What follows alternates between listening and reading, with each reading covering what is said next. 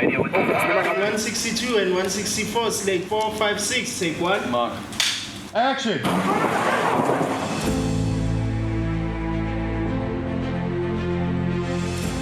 Beyond the River is one of those films that you want to see on a big screen. It's a genre movie. On one level, it's a sport film, and on another level, it's about people, and it's about togetherness, and it's about two men from totally diverse backgrounds working together to achieve an aim.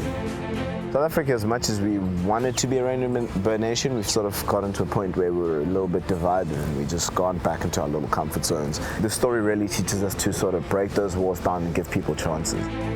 The story, it's one of a kind, bringing two colors together, black and white. It really was a story where you'd had two people who, by learning more about each other, had managed to come together and achieve something that was actually quite difficult to achieve. It worked really well as a story, you know, because the initial story was pretty inspiring. When we move ngam, ya ichinchi impilo yami ngoba nami ngoku isitori sami sizoviwa ngapha ngaphandle. Ngaba nomdla kuba abantu bazobona ukuthi mina ndikhule kanjani. Hayi ukuthi ngivele ndaba lapha nje okanye ndikhulele efamilini bevele beyinemali. Ndikhulele efamilini vele, efamilini beyizamela.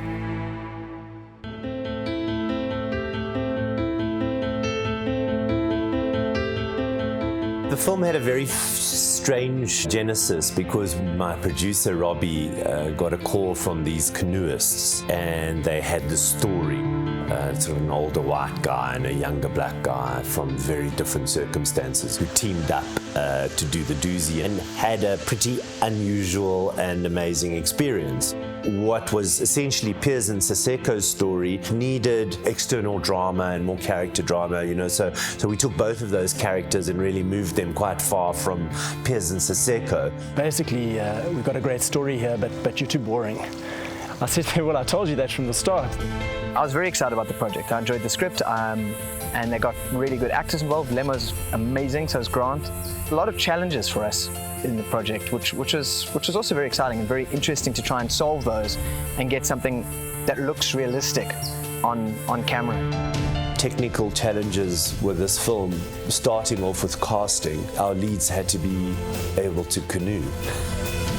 But we were more interested in finding the right actors and training them.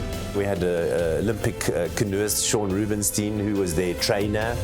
So the guys need to, basically getting to a stage now where they need to develop the muscles to be able to do the technique properly. So they just need to practice, they just need to train. They need to get out here and paddle 3-4 times a week, 5-10 Ks, just to start developing those muscles.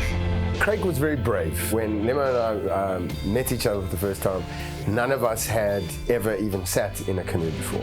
The entire process was crazy. It was about a 4-month learning curve, but I just remember the first 2 months, we just kept going and falling in and going and falling in. We just got to a point where we were just both doubting ourselves, like, okay, cool, the movie date's not going to really shift and we just don't know how to do this. We'll do more later. We had training, but just went out and worked every single day. And the two of us together, we just started to get a good vibe and we just started to improve. Hopefully it shows in the film, but it was a long, hard road. Working on water, incredibly technically challenging stuff. How do you film canoeing? Where's the camera? What's it on? You're on water, so you're on a boat and you're shooting someone else and they're also on a boat and everything's doing this, you know, and you're unstable and they're unstable. So we had boats sinking with camera equipment on it, you know, having to pull the boat in, everyone screaming, running. Our first platform boat that we got sunk, and we couldn't use it. So straight away you go to the lowest fire solution, which is a bungee rig on a tin boat hanging off the edge and trying not to literally fall in the water. So at the end of the day, our biggest challenge was that we ended up shooting the film in one of the biggest droughts South Africa's experienced. There was no water. So a lot of ideas that we built and prepped and a lot of rigs that we built and prepped went out the window because of the drought and because of the water levels. We had to get special releases of water. We had to trick some of the rivers so that it looked like they were in these big rapids, but the actual rivers at that time had no water in them. We developed techniques where we would be on land with a very long lens, hold the front of the boat. They're going, they're canoeing, but obviously they're not moving. But the water's flying, and then we started getting somewhere.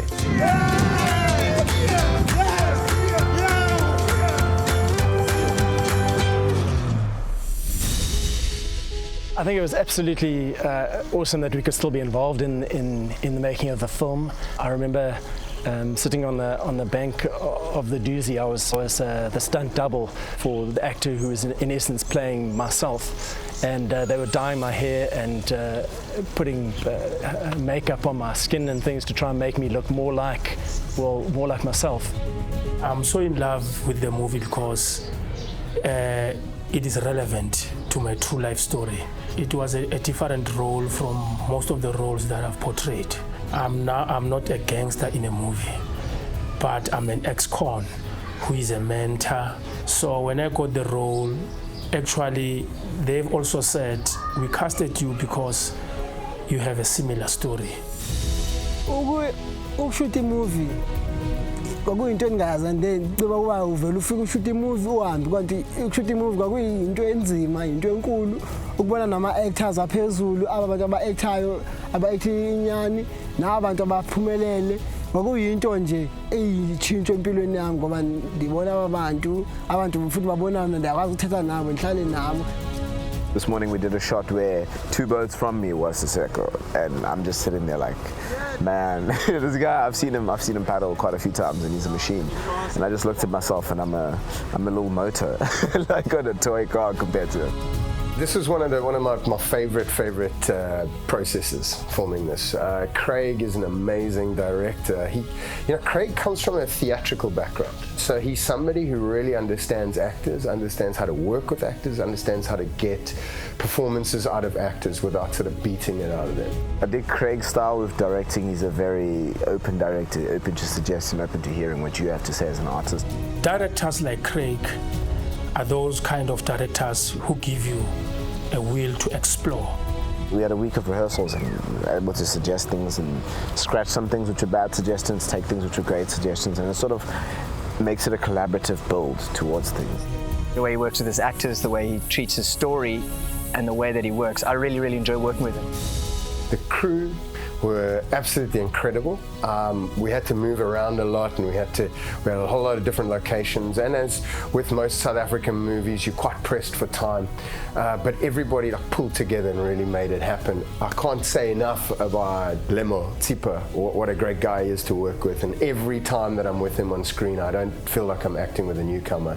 I feel like I'm acting with a seasoned pro. He taught me so much. A young man like that, just the most incredible actor, and he's just gonna, the sky's the limit for the guy as far as I'm concerned. It's my first time playing a lead in a film, which is really great. I felt like I was ready for something like this. It's a really great dramatic story. I found it very challenging as well to not only play those parts emotionally and all that, but physically having to learn another skill and not just look like a paddler, but look like a professional paddler that can win gold. Doozy's a pretty crazy race. I mean, the guys are on the water half the time, and the other half of the time they're running with a boat on their shoulders over mountains. We had to try and capture that energy. We needed the film to have a kinetic energy. It's all very well to say that, but to create kinetic energy in film, your camera needs to be moving fast, and we use drones a lot. I don't think we would have had a quarter of the production value without access to a drone. We could get establishing shots of the valleys, get a sense of where this race is taking place, fly over. The drone was definitely the right tool for this job. We had to take footage from the actual doozy and blend it in with the footage of our guys. Sometimes we were taking our boat and replacing it into other boats. We had also visual effects. We did quite a lot of green screen stuff. I've never been a fan of green screen car work because it looks so unrealistic. To rig a car and rig the angles you need takes a huge amount of time we didn't really have. We decided that I think we had one green screen day in studio, and it's spectacular. It's some of the best. It's not even a conversation that you think that you think it's green screen. It's just done that well. Nick's a spectacular editor and a spectacular storyteller.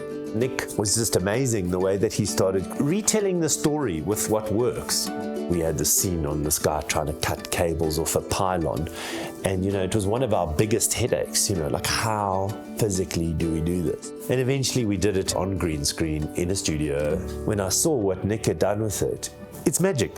Not for 1 second do you not believe that that's not a man standing on a pylon. Film has so many different parts to it, has so many different processes to it, and you engage with so many different people on different levels that add value to what you're doing. The really good stories, you don't write them, they write you.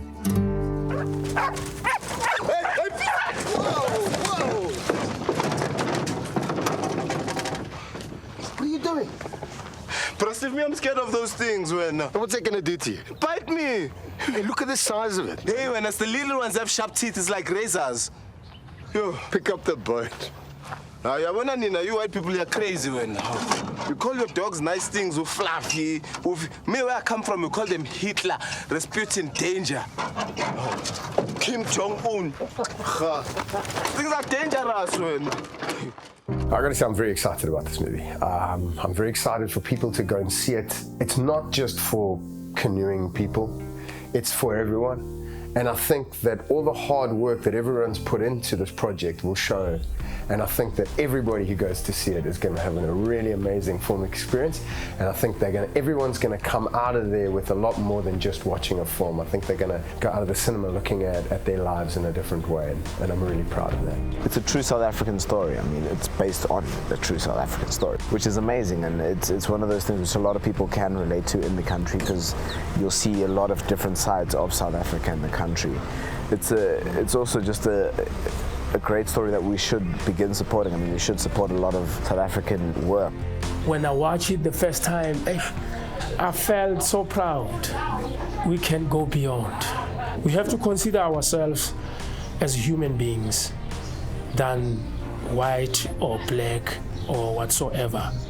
I'm fascinated to see a film like this, which is quite different, actually. I can't think of too many films like it. So it's got a feel-goody kind of aspect to it, but it's also got a lot of depth. People will enjoy it. Just from the screenings we've done so far, people are very moved by the story and are responding to the film itself, the actors, the landscape. So it's definitely not a film about canoeing. It's a film about two people and their lives.